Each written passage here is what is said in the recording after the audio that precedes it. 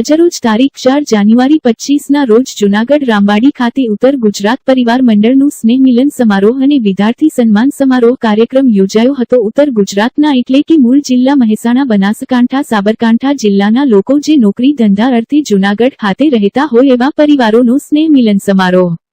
આ સમગ્ર કાર્યક્રમનું સંચાલન શ્રી જિગ્નેશભાઈ પટેલ દ્વારા કરવામાં આવ્યું હતું। સંસ્થાના પ્રમુખ શ્રી નીતિનભાઈ પટેલ, પરમ વંદનીય મહંત શ્રી રામબાપુ ગિરનાર, श्री खेर साहेब, श्री कुलपति नोबल यूनिवर्सिटी ब्रह्मभट्ट साहेब, सिविल होस्पिटल सुप्रिंटेन्डेंट जे पटेल साहेब वगैरह अधिकारीओ ने पदाधिकारीओ हाजर रह्या हता। संस्थाना फाउंडर मेंबर श्री भूराभाई देसाई साहेब श्री पण उपस्थित रह्या हता।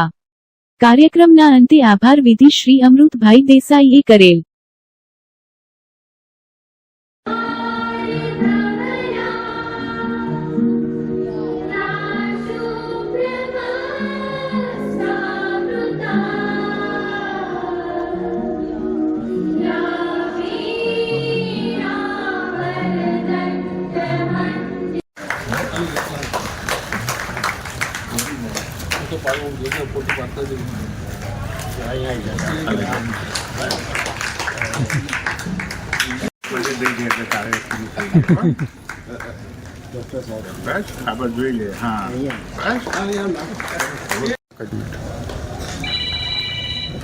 सदस्य तरीके આપણે એવું તો ન રાખવું જોઈએ કે પરિવારના મોભી કહી શકીએ મંચસ્થ મહેમાનો અને એમનું સ્વાગત થાય અને તાળીઓનો ગડગડાટ જો બંધ રહે।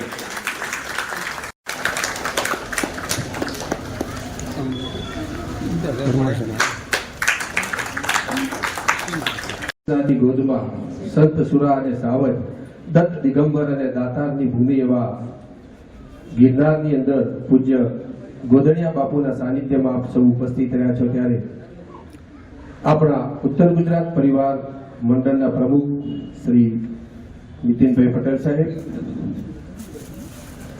Director IT Junagadh agriculture university અને આજના ભોજનદાતા ડોક્ટર કમલેશ પટેલ સાહેબ,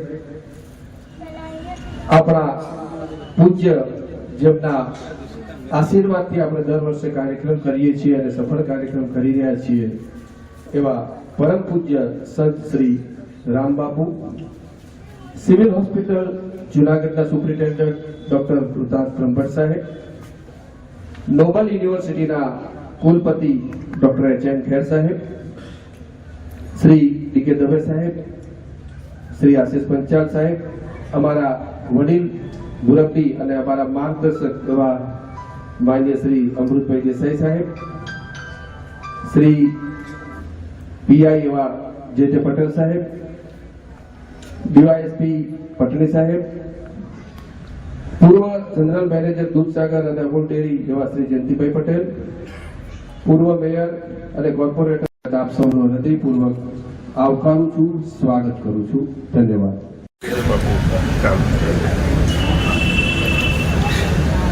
जय गिरनारी अहींया वधारेला बधाए आपणा उत्तर गुजरात परिवारना मित्रों जे महानुभावों निमंत्रणने मान आपी अहींया पधार्या छे तेमने सौने जय गिरनारी। આપણે સૌ બધા અહીંયા ભેગા થયા દર વર્ષે નીતિનભાઈ અથવા આગળ પણ આપણા પૂર્વ વડીલો જે ગઢવી સાહેબ જેવા લોકો આની સ્થાપના કરી ગયા અને એ પરંપરાને દબાવતા નીતિનભાઈ તથા જિગ્નેશભાઈ તથા જોગુભાઈ બધા એના મિત્રો એવા છોકરાઓ છે કે જે આગળ વધારી રહ્યા છે એમને ખૂબ ખૂબ ધન્યવાદ। આ આપણો પ્રોગ્રામ છે એ સ્નેહ મિલન છે, એકબીજાની ઓળખાણ કરવાનો સમય છે। આપણને ખબર પડે કે આપણે ઉત્તર ગુજરાતના કેટલા વ્યક્તિ જૂનાગઢની અંદર છે। જો કે બધાય કોઈ વર્ષ માટે આવે છે, કોઈ 3 મહિના માટે આવે છે, કોઈ પરમાનન્ટલી સ્થાયી પણ છે। એવા બધાય આપણો પરિવાર છે। કોઈ પરિવારને એમ ન લાગે કે આપણે પરદેશમાં નોકરી કરવા ગયા છે, પરદેશમાં રહીએ છીએ। આપણે પરિવારનો એક સંમેલન એવું થાય બધા ઉત્તર ગુજરાતના ભેગા થાય એટલે ઉત્તર ગુજરાત જેવું વાતાવરણ દેખાય। એ એમની જેમ જ છે। એ છોકરાઓને ખૂબ ખૂબ ધન્યવાદ। જય ગિરનારી। સન્માન તરીકે ખૂબ ખૂબ તાળીઓના ગણગણાટથી આપણે એમને વધાવશું. અને દર વખતે ટકોર કરું છું પણ એ ટકોરનો અમલ બી નથી થતો, એટલે નીતિનભાઈ ફરીથી ટકોર કરીશ કે ખાલી આ એક વર્ષમાં એક વાર નહીં પણ ક્વાર્ટરલી એટલે 3 મહિને ભેગા થઈને કંઈક અલગ અલગ એક્ટિવિટી. જેમ મારી પ્રતિભાની વાત કરી સિંગિંગ, તો સિંગિંગ કોમ્પિટિશન રાખી શકાય, અલગ અલગ ડ્રોઈંગ કોમ્પિટિશન બાળકો માટે, તો બધાને પ્રોત્સાહન મળે અને બધા ભેગા થાય. આ વર્ષે કેટલા એવા છે કે ઉત્તર ગુજરાતથી નવા આવેલા છે? કોઈ છે? તો આપણે બધાને હું કહી શકું કે તમને અહીંયા એકલવાયું નહીં લાગે. આ મંડળ બહુ સારી કામગીરી કરે છે, બધાને હળી મળીને, અને તમને એકલવાયું લાગશે ને ત્યારે ગમે ત્યારે ઉભા રહે એવા મંડળના સભ્યો છે. બસ આ જ રીતે મંડળ ચાલતું રહે એવા અમારા દિલથી આશીર્વાદ છે. ઉપસ્થિત ઉત્તર ગુજરાતના સર્વે સભ્યશ્રીઓ, વાલા બાળકો, બહેનો, ભાઈઓ, મિત્રો, પ્રથમ તો નવા વર્ષની શુભકામનાઓ પાઠવું છું. આ જ્યાં એક સમાજ હોય, આપણે સમાજવાદ ઉભો કરતા હોઈએ છીએ. સમાજવાદ કોને કહેવાય? કે જે એરિયામાં આપણે રહેતા હોઈએ એ એરિયામાં આપણા પોતાના વિકાસ માટે, કોઈના કોઈ ટાંટિયા ખીચવા માટે નહીં, પોતાના વિકાસ માટે. અને બહુ આનંદ થતો હોય છે એક એરિયામાં હોય એકબીજાને સહભાગી. મુખ્ય ઉદ્દેશ શું છે કે બહારથી આવીએ ત્યારે અહીંયા સાથે રહેતા હોઈએ તો આપણે એકબીજાને ઉપયોગી થઈએ, એ માટે આપણે અહીંયા સમાજવાદ ઉભો કરેલો છે અને બહુ આનંદ થાય. મિત્રો, હું તમને એક ઉદાહરણ આપું. હું જે દિવસે ઇન્દિરા ગાંધીનું ખૂન થઈ ગયું તે દિવસે હું ટ્રેનમાં હતો, પીએચડી કરવા બેંગ્લોર જતો હતો, અને 85માં આપણને એવું લાગે કે આપણે કોઈ જુદા એરિયામાં આવ્યા છે. ત્યાં એક ગાંધી એરિયા કહે છે, ત્યાં એક દિવસ અમે ખરીદી કરવા કંઈક હું ગયો તો બે ભાઈઓ ગુજરાતીમાં વાત કરતા હતા. તો મેં એમને કહ્યું કે અહીંયા ગુજરાતીઓ છે? તો કે હા ગુજરાતી. મને બહુ આનંદ થયો, કારણ કે કર્ણાટકમાં એ લોકોને ન હિન્દી આવડે, આપણને ન કન્નડ આવડે, એટલે તકલીફ બહુ પડે.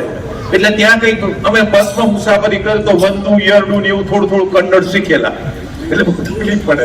તો આ ભાઈઓને મળ્યા અમે, તો કે અહીંયા આપણે ત્યાં તો કે ગુજરાતમાં એ ટાઈમે 85માં 1 લાખ લોકો કે અહીંયા છે ગુજરાતી. તો મને બહુ આનંદ થયો. તો મિત્રો, જ્યાં દૂરના એરિયામાં જઈએ ત્યારે તમારા પોતાના એરિયાનું મહત્વ સમજાય છે. જ્યારે આપણે ભેગા થયા હોય ત્યારે આપણું ઉત્થાન કઈ રીતે થઈ શકે, આપણો વિકાસ કઈ રીતે થઈ શકે, એ માટે વિચારણા કરવાની જરૂર હોય છે. મિત્રો, આજુબાજુ અંધાધૂંધી અને તમે જુઓ છો કે જે સમાજમાં જે ચાલી રહ્યું છે એનાથી તમારે બચવાનું છે. એવું કહી શકાય કે આજુબાજુ સળગી રહ્યું છે, તમારું ઘર ન સળગી જાય એ માટે તમારે ધ્યાન રાખવાનું છે. પહેલા તો હું મા બાપને કહીશ કે તમારા બાળકોનો ઉછેર એવો કરો. કોલેજમાં કે સ્કૂલમાં ગમે એટલું કરીએ પણ જે સંસ્કારો આવે છે એ મા બાપ તરફથી આપતા હોય છે, અને મા બાપ જે સંસ્કારો આપે એની લાંબા ગાળે અસર થતી હોય છે. ઘણીવાર મા બાપ એવું વિચારે કે બાળકને છે ને ડોક્ટર બનાવો, આ બનાવો, ને ન બને એન્જિનિયર, ન બને ડોક્ટર, ન બને તો એ નાસીપાસ થઈ જતા હોય છે. બાળકમાં જે શક્તિ, કુદરતી શક્તિ છે, એને એવું કહેવાય છે નેચરલ એબિલિટી. એક જણાએ બહુ સરસ લખ્યું છે, natural ability without education has raised the man to virtues and glory than the education without natural ability. હવે સાયન્સ એવું કહે છે, સાયન્સમાં 3 સંશોધન થયા છે કે તમે બીજા અવતારમાં તમારી સાથે તમારું નોલેજ, તમારી શક્તિ આવે છે, અને એ પુરવાર થયું છે. તમે જુઓ, નીતિનભાઈ પટેલ, ઉત્તર ગુજરાત પરિવાર મંડળ. ઉત્તર ગુજરાત પરિવાર મંડળ છેલ્લા 65 વર્ષથી ચાલે છે. તેમના આદ્ય સ્થાપકો ભુરાભાઈ દેસાઈ વી સાહેબ, એગ્રીકલ્ચરના માજી આચાર્યો હતા, એ બધાએ ઉત્તર ગુજરાતના કોઈ પરિવાર અહીંયા ટ્રાન્સફર થઈને આવે એને કોઈ તકલીફ ન થાય એના માટે એક પરિવાર મંડળ બનાવ્યું. એ છેલ્લા 65 વર્ષથી સક્રિય છે, અને આજે એના મેળાવડા અમે દર વર્ષે જાન્યુઆરી મહિનામાં કરીએ છીએ, જેના કારણે બધા પરિવારોના પરિચય કેળવાય અને એકબીજાને મળતા રહે, એકબીજાને સુખ દુઃખે સાથે રહે. અમારા ગુરુદેવ શ્રી રામબાપુ જેવા અમારા સંતશ્રીઓ હાજર હોય છે, પરિવારજનોને આશીર્વચન આપે છે. દોલતરામ બાપુ પણ છે. એ બધાએ સંતો ઉત્તર ગુજરાતમાં અહીંયા આવે ત્યારે પરિવારજનોને આશીર્વચન આપી સારી શુભકામનાઓ પાઠવે છે. પરિવારમાં અત્યારે અમે 350 થી 400 માણસો આ પ્રમાણે ભેગા થઈએ છીએ. અમારા હમણાં જ માજી પ્રમુખ હતા બીડી ગઢવી સાહેબ, એ 4-6 મહિના થયા એક્સપાયર થઈ ગયા. એના એ શ્રદ્ધાંજલિનો કાર્યક્રમ પણ અમે એના પછી તરત જ રાખ્યો હતો અને વટવૃક્ષ ગુમાયું હતું એવો અહેસાસ થતો હતો. અત્યારે 80 વર્ષના અમારા બુરાભાઈ દેસાઈ છે માજી પ્રમુખ, એ પણ આવવાના છે. એમની તબિયત તો જરા નાજુક રહે છે, છતાં અહીંયા છે એટલે કે હું આવીશ એવું કહ્યું હતું, આશીર્વચન આપશે. આ સ્નેહ મિલનનો અર્થ એટલો કે એકબીજાની સાથે જોડાયેલા રહે. અધિકારી વર્ગ છે, આજે 2 વર્ષ અહીંયા રહે, 2 વર્ષ ટ્રાન્સફર થઈ જાય, પણ જો જાય ત્યાં ઉત્તર ગુજરાતને યાદ કરે. અને અમારો આશય ભાઈચારાનો છે. અમારા પરિવારમાં નહીં હિન્દુ નહીં મુસલમાન કોઈ નહીં, ખાલી પરિવાર જ સાથે જ બધા સંકળાયેલા છીએ. આટલું.